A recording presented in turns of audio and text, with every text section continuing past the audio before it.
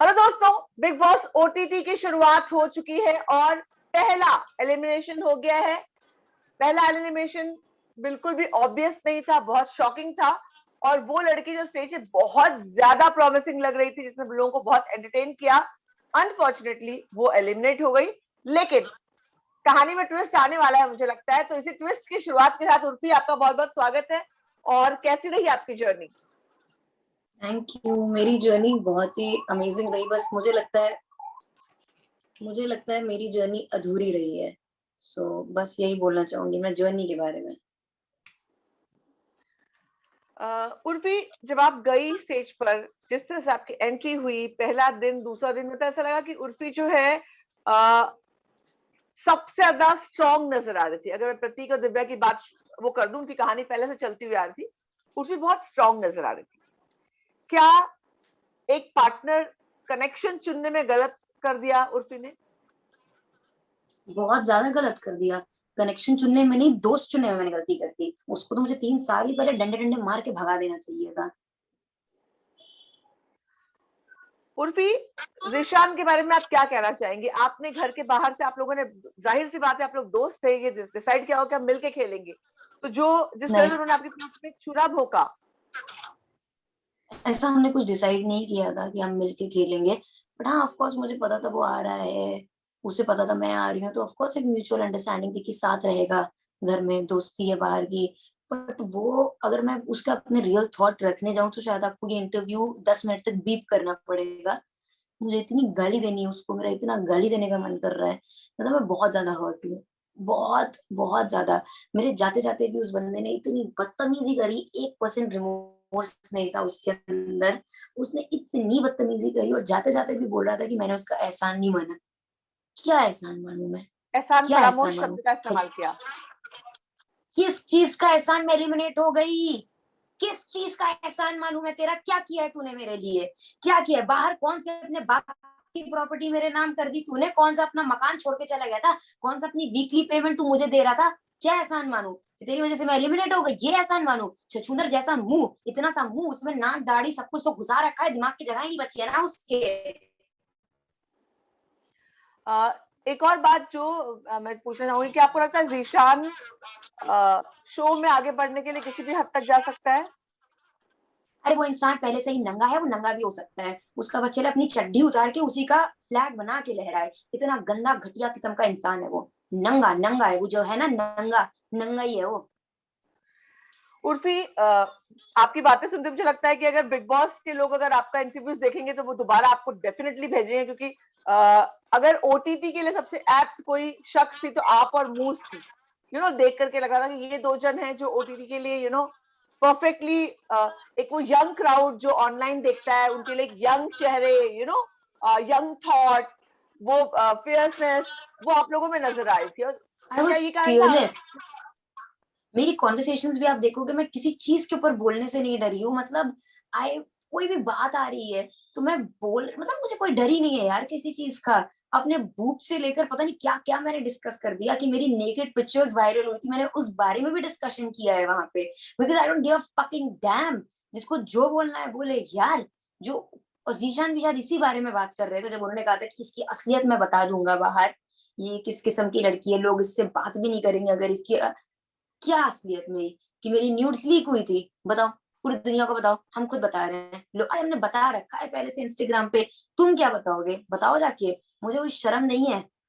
मेरे साथ जो हुआ वो गलत था। इसमें मेरी गलती नहीं थी। आपके कनेक्शंस मूस से भी अच्छे बने, क्या कहना चाहेंगी मूस के बारे में? यंग लड़की है, फन है, मतलब क्रेजी है वो। सो मुझे वो पसंद थी, आई लाइक हर। पर टुवर्ड्स एंड थोड़ा आप में और मूस में भी थोड़े डिस्टेंस आ गए थे, क्या उसके लिए क्या कहेंगे आप? मूस क्रेजी थी पर बदतमीज भी बहुत थी। और नेहा भी मेरी दोस्त थी। तो मैंने उस टाइम पे जब मुझे लगा कि मूस गलत है तो मैंने मूस का सपोर्ट ना करके नेहा का किया। और आई थिंक वो मेरी सबसे बड़ी गलती थी, क्योंकि मैंने देखा नेहा ने क्या क्या गंदी गंदगी बोली है मेरे बारे में। और मैंने कभी नेहा के बारे में कुछ गलत नहीं बोला है। मतलब मुझे इतना हर्ट फील हुआ, इतना बुरा लगा मुझे कि आई वाज लाइक, मैंने तुम्हारा सपोर्ट किया, तुझ जैसी औरत का। तू क्या अपने आप को इतना स्ट्रांग दिखाती है? जब तू किसी के मुंह पे नहीं बोल सकती चीजें, पीठ पीछे बोलती है, काहे की स्ट्रांग है तू? एक प्रतीक के बारे में, जो प्रतीक की एंट्री हुई, वहां से लेके आपके प्रतीक का बहुत अच्छी दोस्ती बनी, एक बहुत सॉफ्ट बॉन्ड बना। हालांकि मुंह के साथ वो ज्यादा बैठते थे, लेकिन वो हमेशा कहते थे कि हाँ, उर्फी से मेरा अच्छा बॉन्ड है। लेकिन प्रतीक की पर्सनैलिटी में एक बहुत बड़ा ट्विस्ट नजर आया उनकी कप्तानी के वक्त। तो सभी लोगों के मन में शंका आई कि कौन सा प्रतीक असली है, कौन सा नकली है। करण जौहर ने भी वो बात की प्रतीक की असलियत के बारे में। बहुत से लोगों को लगता है प्रतीक फेक है, क्या कहना चाहेंगे आप? ही इज वेरी केयरिंग, वो बहुत अच्छा लड़का है, आई रियली लाइक हिम। इंसान के साथ तो उसके साथ ऐसा है कि तुम उसको इतना प्यार दोगे तो वो इतना वापस देगा, तुम उसको इतना बदतमीजी करोगे तो वो इतनी वापस देगा। He is an extremist, that's all. तुम उसके ऊपर चढ़ोगे तो वो तुम्हारे पर चढ़ेगा। आप अगर फेसबुक आके देख लोगे, मोस्टली दिव्या ने प्रोवोक किया है उसको, तब वो गुस्सा करता था। और जब वो कैप्टन बना तो उसको लगा कि he has to be fair, उसको फेयर रहना है, और उसने फेयर खेला है। एक ये भी बात सामने आ रही है कि कई प्रतीक और दिव्या पहले से प्लान करके आए हैं कि वो एक बिग बॉस में आमतौर पे ऐसा होता है कि तू मुझे पोक करना, मैं तुझे पोक करूंगा, दोनों का गेम अच्छा चलेगा। क्या आपको ऐसा महसूस हुआ? मुझे दिव्या की तरफ से प्लानिंग लगती है, प्रतीक की तरफ से नहीं। प्रतीक से मैंने बात भी करी थी तो आई फेल्ट वो भी कहीं ना कहीं हर्ट है कि 3 साल पुरानी दोस्त गायब हो गई थी। उसका गुस्सा मुझे जेन्युइन लगा था, लेकिन दिव्या का नहीं। एक और मैं ये आपसे पूछना चाहूंगी कि शमिता शेट्टी क्या उनको शमिता, राकेश, करण, रिद्धिमा, जो टेलीविजन के बड़े स्टार्स हैं, जो हमें लाइव फीड में भी कम दिखते हैं, जिनके ज्यादा कुछ टिप्पणियां नहीं होती, ज्यादा अपने आप को रिजर्व रखते हैं, अपने आप को खर्च नहीं करते हैं, क्या उनको आपको लगता है थोड़ा ज्यादा इंपॉर्टेंस दी जा रही है शो में, उनको बहुत प्रोटेक्ट किया जा रहा है, आपको लगता है ऐसा?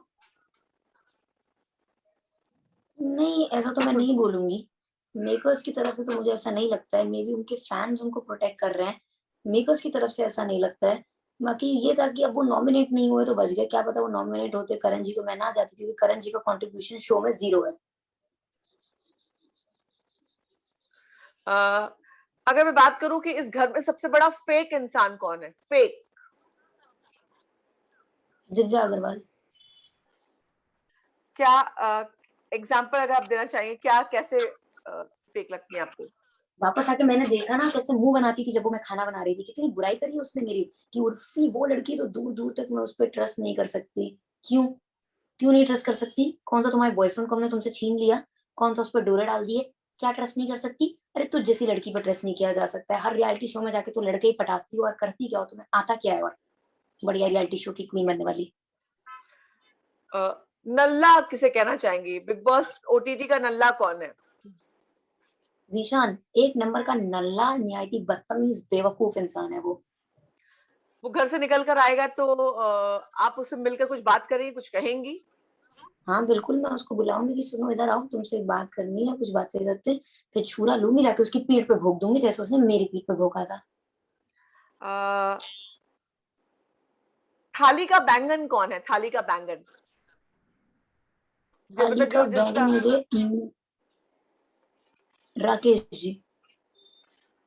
एग्जाम्पल, जैसे क्यों आपको लगा ऐसा? दिव्या के साथ दिव्या के हो गए, शमिता के साथ शमिता के हो गए, थाली का बैंगन हाँ। नहीं हुए, और क्या बोलेंगे। हालांकि मुझे पसंद है, I like Rakesh ji as a person, I adore him. वो एक क्वालिटी उनके अंदर है कि वो बहुत डिप्लोमेटिक है। सबसे बड़ी भेड़ चाल का हिस्सा, क्योंकि यहाँ पर एक चीज होती है, तो बिग बॉस की प्रॉब्लम ये है कि हम सबकी प्रॉब्लम है एक्चुअली कि लोग भेड़ चाल लगाने लगते हैं। तो भेड़ चाल का हिस्सा कौन लगता है आपको इस पूरी टीम में? मिलन बाबा, वो अपनी तो लड़ाइयां लड़ते नहीं है, दूसरों की ही लड़ते रह जाते हैं। और मैंने देखा उन्होंने मेरे बारे में बहुत गलत गलत बातें करी है, जबकि वो मुझे जानते भी नहीं थे। फिर मेरी एंड में उनसे दोस्ती हुई तो मुझे काफी जेन्युइन लगी वो हमारी फ्रेंडशिप, लेकिन जब मैंने देखा उनको बुराइयां करते हुए तो मेरा दिल बहुत खट्टा हो गया, क्योंकि मैंने मिलन के बारे में कुछ भी नहीं बोला। अ, कौन सा कनेक्शन आपको सबसे वीक लगता है? सबसे वीक कनेक्शन कौन सा है? राकेश शमिता। और सबसे स्ट्रॉन्ग कनेक्शन कौन है? निशांत और मूस। और कौन सा कनेक्शन ऐसा है जो ऊपर से सिर्फ कनेक्शन दिख रहा है, अंदर से दोनों एक दूसरे को बिल्कुल नापसंद करते हैं? ऐसा कोई नापसंद वाला कनेक्शन तो नहीं है, पर राकेश और शमिता आई थिंक वो काफी नापसंद करते हैं एक दूसरे को अंदर से। आपको लगता है जैसे अगला कनेक्शन चेंज करने की बारी आई, कौन सबसे पहले कनेक्शन चेंज करेगा? लड़कों में कौन शमिता। करेगा? शमिता। शमिता शमिता तो कर लेगी। और लड़कों में किसे मुझे चुनेंगे? लगता है, हाँ, किसे चुनेंगी शमिता? वो तो उनको भी नहीं पता, और मुझे इतना पता है कि वो राकेश से अलग होना चाह रही हैं, इतना तो दिख ही जाता है। और और लड़कियों में जहाँ तक बात रही तो रिद्धिमा शायद, मतलब लड़कों में, अच्छा लड़कों में अगर करें तो मुझे नहीं लगता है कि कोई लड़का बजर ऐसे दबाएगा किसी को एक्सचेंज करने के लिए। राकेश जी कर सकते हैं। तो राकेश और शमिता का मुझे दोनों को ही लगता है कि कभी भी दोनों में से कोई भी बजर दबा सकता है। उर्फी को हमें बहुत देखना था, और मुझे पूरी उम्मीद है कि उर्फी वाइल्ड कार्ड बन के जाएंगी। तो जब वाइल्ड कार्ड बन के जाएंगी तो ये छोटा बम कितना बड़ा धमाका करेगा, किसकी वाट लगाएगा, किसकी बैंड बजाएगा, क्या क्या करेगा? अगर मैं वाइल्ड कार्ड बन के गई तो वहां जाके जो धमाके होने वाले हैं ना, सबका जीना हराम कर दूंगी मैं देख लिया ना कि कौन सच्चा है कौन झूठा है वहां पे। अभी तक तो मैं बहुत फेयर चल रही थी, फेयर अनफेयर गया भाड़ में। अब मैं दिखाऊंगी उर्फी क्या बर्बादी कर सकती है। मरते दम तक ये लोग ना, मतलब सो नहीं पाएंगे चैन से। इनके मुंह से भी ना आग लगा दूं, मतलब मैं फाड़ा लूंगी सबसे। ये चॉकलेट भी खाएंगे ना, इनका मुंह कड़वा हो जाएगा अगर मैं वो चॉकलेट दूंगी इनको। इतना इतना इतना जहर घोल दूंगी मैं, खाना नहीं खाने दूंगी किसी को चैन से। मैं इंतजार इतने नहीं कर गुस्से सकती में हूं मैं। उर्फी, मैं इंतजार हम्म। नहीं कर सकती सब कुछ देखने के लिए। मुझे लगता है जल्द से जल्द बिग बॉस वालों को आपको तुरंत अंदर भेजना चाहिए। मैं ये एक और सवाल आपसे पूछना चाहूंगी कि शमिता और दिव्या की दोस्ती कितनी, किस तरह की दोस्ती थी? क्या वो नकली दोस्ती थी, असली थी, टूटी? क्या हुआ, कौन सही था, कौन गलत था? दिव्या अग्रवाल को लगा कि भाई वो शमिता शेट्टी हैं, उनसे दोस्ती करेंगी तो उनका पकड़ा भारी रहेगा, क्योंकि शमिता भाई शिल्पा शेट्टी की बहन, राज कुंद्रा की साली, नाम है उनका, वो जानती है लोगों को इंडस्ट्री में। तो वहां जाएंगी अमीरों के ग्रुप में तो थोड़ा क्लासी है वो, तो उस टाइप से वो बन के रहेंगी। पर अब जिसकी स्पाइन नहीं होती है, जो कीड़ा है, कीड़े मकोड़ों की तो आदत ही होती है ना बिना स्पाइन के रहने की, तो पीठ पीछे उनको हम्म। बुराई भी करनी है। तो वही उन्होंने हम्म। किया, बुराइयां भी करी, दोस्ती के नाम पे धब्बा दिखाती है। सब फेक है, फेक दिव्या, कुछ आता जाता है नहीं बढ़िया एक्सपर्ट बनने। एक और चीज जो ये कहा गया कि दिव्या ने अक्षरा के लिए भोजपुरी इंडस्ट्री की इंसल्ट की थी। हालांकि वो एपिसोड में दिखाया नहीं गया कि एग्जैक्टली क्या कहा था उन्होंने बहुत क्लियर करने की भी कोशिश की। तो क्या ऐसा था कि दिव्या अक्षरा को बहुत नीचा दिखाने की कोशिश करती थी? दिव्या दिखाती कुछ और है, होती कुछ और है। पीठ पीछे वो कुछ और ही बोलती है, और वो बोल सकती है।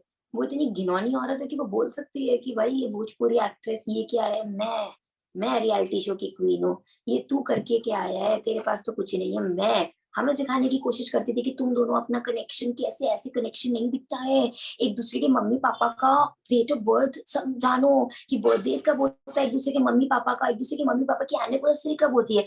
क्या मतलब हमको एक दूसरे के मम्मी पापा की एनिवर्सरी से? हम थोड़ी जाके उनके मम्मी पापा के साथ मिलेंगे, बैठ के लूडो खेलेंगे? हमको क्या मतलब उनकी मम्मी पापा जब जन्मे, जब उनका बर्थडे हो। अरे कनेक्शन का मतलब ये थोड़ी होता है कि मतलब बर्थडे में जाएंगे, घर के अंदर का कनेक्शन है, घर के बाहर हमको जो फर्क क्या पड़ता है, उसको मतलब लगता है यानी उसको सब आता है। इन शॉर्ट दिव्या अग्रवाल जो है अब बिग बॉस के बाहर निकल के क्लासेस, कोचिंग क्लासेस शुरू करने वाली है, लगता है सीईटी वाली वो तो एंट्रेंस सबकी की। वो तो शायद पॉटी करने की भी कोचिंग क्लासेस शुरू कर दें। उनको एक तो हर बात में टोकना है। पानी भी पी रहे हो तो ऐसे नहीं, बीबी ऐसे नहीं, ऐसे पानी नहीं पीते हैं, ऐसे पीते हैं। मैं बलून फोड़ रही हूँ जीशान का, अरे अरे सही से फोड़ो, उसके सर पे लग जाएगा। अगर उसके सर पे लगेगा ना तो वो इंटेंशनल होगा, क्योंकि मैं उसका सर फोड़ना चाहती थी। अनइंटेंशनल में ऐसे ही नहीं, जैसे हमको बलून फोड़ना नहीं आता है, बता रही है। गुब्बारे से भी नहीं, के माँ बाप ने इनको दिला के दिया, हमारे माँ बाप ने तो कभी हमको गुब्बारे नहीं दिलाए। मूस के बारे में कुछ बताइए। मूस एक पहेली बनकर रह गई, कभी लगता है बहुत बोल्ड है, कभी बहुत इंटरेस्टिंग है, कभी लगता है कि स्ट्रेट है, फियर्स है, लेकिन कभी कभी लगता है कि नहीं वो भी कुछ प्लानिंग प्लॉटिंग करती है। क्या लगता है आपको? वो एक 20 साल की लड़की है जो कि बहुत चीजों से गुजरी है। अभी उसका उम्र ही ऐसी है कि उसको खुद नहीं समझ आ रहा है। वो मूडी है, बहुत मूडी है, क्योंकि उसकी लाइफ में बहुत कुछ हो चुका है। तो वो खुद एक बहुत लर्निंग स्टेज पे है। उसको अभी जज करना मेरे ख्याल से नहीं सही होगा, और आई एम 110% श्योर आप 5 साल बाद उससे मिलोगे, वो एक और ही अलग किस्म की इंसान होगी। ये जो 20 साल की एज होती है ना, बड़ी फ्रेजाइल होती है। इस टाइम मैं भी कुछ और ही थी, मैं ये इंसान नहीं हूँ जो मैं उस टाइम थी। तो अगर उसके बारे में कुछ गलत कहूंगी या कुछ करूंगी, that can break her mind, and I don't want that. She is too young. मुझे नहीं लगता है मीडिया को भी इतना कुछ उसके बारे में गलत लिखना चाहिए जिससे उसकी मेंटल हेल्थ पे इफेक्ट पड़े। बाकी सब तो आए, अपनी उम्र दराज लोग हैं वहां पे, सब देख चुके हैं, सब बुढ़े बैठे हैं वहां पे, पर वो शी इज वेरी यंग। सो लड़की बुरी नहीं है, लड़की एंटरटेनिंग है। दो और लोगों के बारे में आपकी राय जानना चाहूंगी। एक तो नेहा किस तरह के इंसान है, उनकी क्या असलियत है, क्या वो सोचती हैं, क्या क्या कहेंगे आप? मुझे नेहा बहुत पसंद थी। I really liked her, I thought she is very outspoken. वो जो है मुंह पे बोलती है, पीठ पीछे कुछ नहीं है, पर मैं बहुत गलत थी, मैंने आंखें देख लिया। कितनी गंद मचाती है वो, कितना बुराई करती है यार वो पीठ पीछे लोगों की, कितना गंदा गंदा बोल देती है, और फिर जब खुद पे बोला जाता है तो उससे बर्दाश्त नहीं होता है। गंदी है वो यार, मुझे नहीं अच्छा लगा जो जो उसने बोला मेरे बारे में। निशांत निशांत एक सरप्राइज पैकेज निकले, आपके बहुत अच्छे दोस्त भी थे और निशांत को लोगों ने बहुत पसंद किया। हालांकि जब वो गए तो ऐसा लगा था कि बाकी सब बहुत वो थोड़े लेसर नोन है बाकी लोगों से, लेकिन लोगों ने उनको बहुत पसंद किया।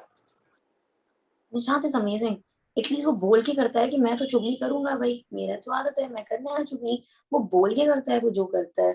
पीठ पीछे फेक तो नहीं है, जहां उसको स्टैंड लेना है वो स्टैंड लेता है। वो बहुत ही एक, I think he is playing a strong game. एक और चीज जो बहुत डिमीनिंग तरीके से मूस के लिखा गया कि मूस के कपड़े बाथरूम में पड़े हुए गंदे अंडरगारमेंट्स के नाम लेकर के वो पड़े हैं, पॉटी की बदबू आ रही है, बाथरूम में नहीं जा सकते, उसका बड़ा एक इश्यू बनाया गया जो मेन एपिसोड में भी दिखाया गया। उस बारे में क्या कहना चाहेंगे आप? ऐसे तो कपड़े मुंह से पहले भी बहुत लड़कियों के बाथरूम में पड़े थे। जब मैं बाथरूम में एक बार गई थी तो पता नहीं किस किसके जिम के कपड़े क्या पड़े थे, उसका कोई इशू नहीं बना, तो यहाँ मुंह से कपड़ों को लेकर इतना इशू बन गया। मतलब आई डोंट नो, इशू ज्यादा बन जाता है चीजों पे। और जहां तक बात रही पॉटी की बदबू से, तो किसके पॉटी से खुशबू आती है? नहीं, तुम क्या डेटॉल मतलब पी के क्या पॉटी करते हो? तुम्हारे डेटॉल से सेंट की खुशबू आती है, तुम अमीर हो तो क्या तुम्हारे पॉटी से क्या गुची गुची के परफ्यूम की खुशबू आएगी? पॉटी से तो बदबू ही आएगी ना, और क्या आएगा?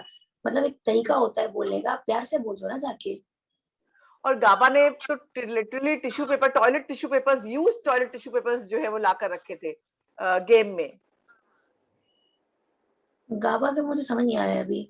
मुझे बड़ा अजीब सा लगा, उसने जब मूस के पापा के बारे में भी बोला तो मुझे वो भी गलत लगा था। मैंने उसको बोला भी था कि वो बोल सकती है अपने पापा के बारे में, तुम नहीं बोल सकते हो कि ये अपने बाप को गाली देती है। अरे तुमको क्या पता उसके और उसके बाप के बीच क्या हुआ था?